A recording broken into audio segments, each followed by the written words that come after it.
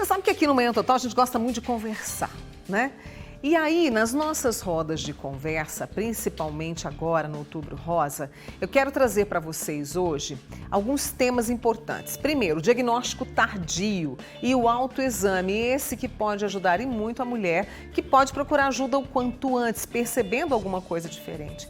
E para essa entrevista eu convidei o mastologista e cirurgião oncológico, Dr. Juliano Rodrigues da Cunha. E para vocês terem uma ideia, eu até compartilhei com ele, né, da situação no Brasil, mais da metade das pacientes com câncer de mama nos últimos 3 anos começaram a se tratar com a doença avançada. Essa informação é do Radar do Câncer, que reúne todas essas estatísticas. Juliano, obrigado por ter vindo, viu? Eu que agradeço a oportunidade de a gente falar de um tema não é? Tão importante e tentar mudar esse cenário que você que a gente trouxe agora, né?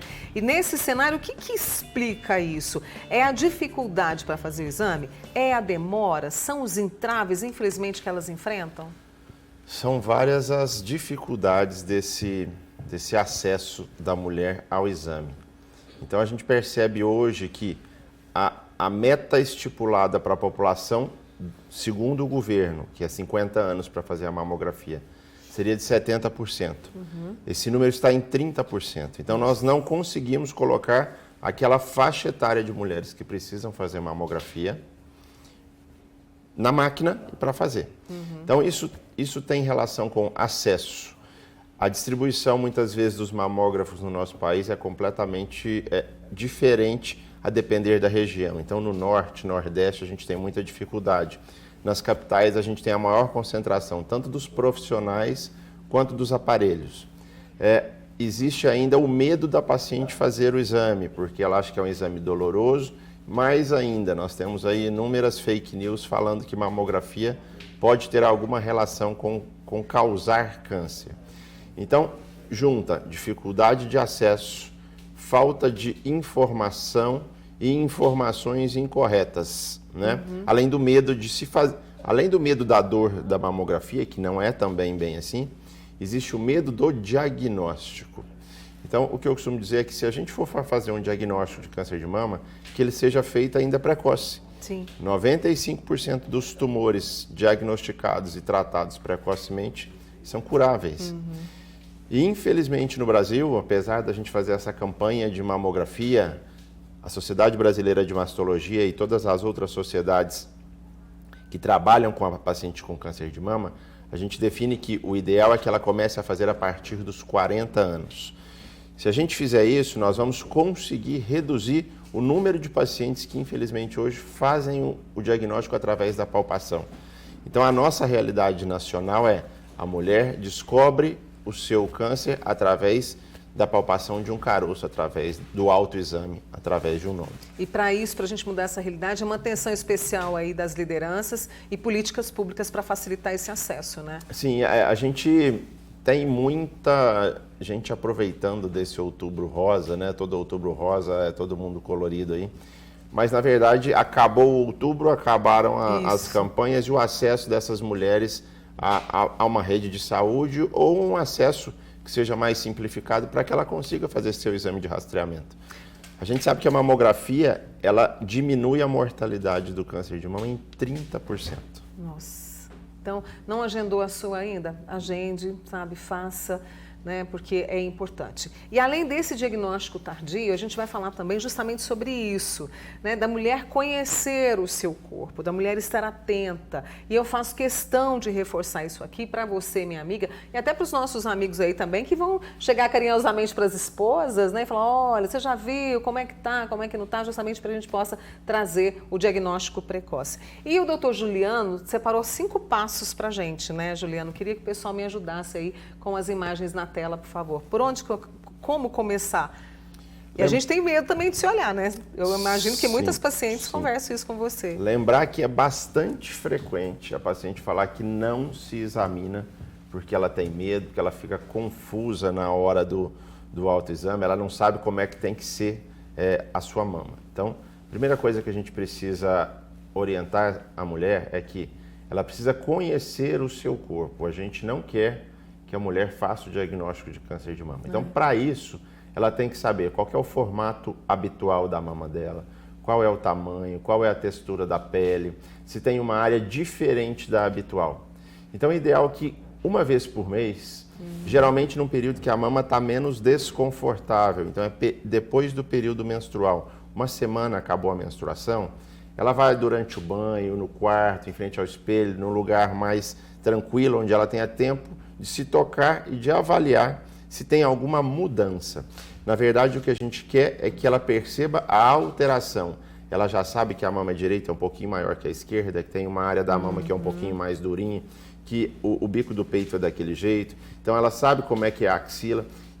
De um tempo para cá, ela está percebendo uma mudança que não era percebida antes, é um sinal, né, que ela deve procurar avaliação. Segundo passo, para que você anote aí com as dicas do Dr. Juliano. O toque, né?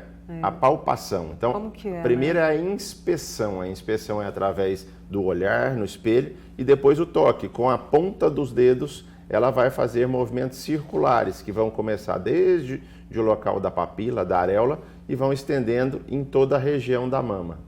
Então, com os braços levantados, olhando ao espelho, às vezes ela na hora do banho, com o sabonete, fica mais fácil de deslizar a pele também. Então, com a ponta dos dedos, ela vai fazendo esse dedilhado e vai percebendo qual que é a alteração.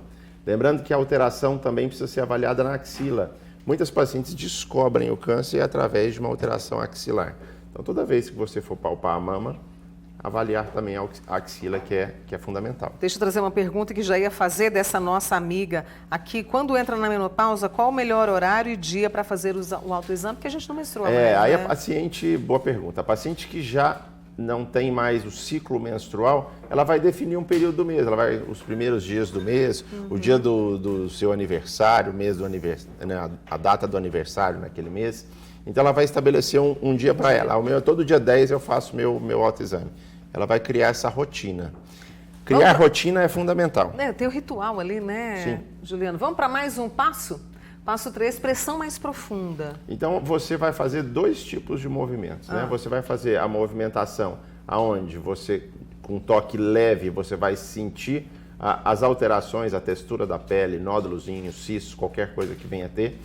E depois fazer uma força um pouquinho maior, para que você consiga perceber alterações que estão um pouquinho mais profundas na região da mama. Às vezes é mais fácil sentir um carocinho na mama quando esse carocinho está superficial.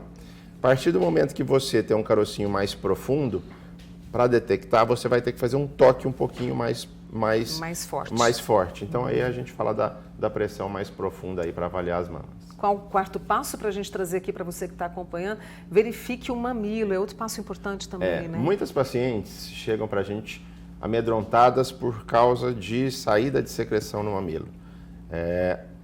Quando apertam, principalmente. Então, pode ser uma secreção mais amarronzada, esverdeada, amarelada. Essas secreções são fisiológicas. A alteração do mamilo, que deve ser um sinal de alerta, é quando esse mamilo sai o que a gente chama de descarga papilar, uma secreção clarinha, igual água, ou então sanguinolenta. E o que deve chamar a atenção é que essa descarga papilar, ela é espontânea. O paciente não fez nada, de repente ela percebe que o sutiã está sujo, que ela sujou o pijama.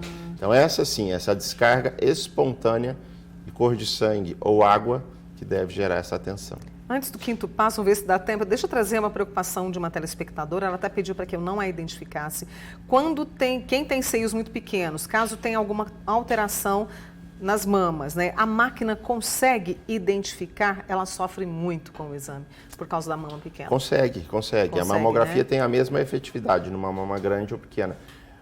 Muito provavelmente ela vai ter um desconforto maior porque a gente precisa comprimir, apertar essa mama. Então, quando a mama é menor, é mais difícil você espalhar todo esse tecido para que se consiga ver.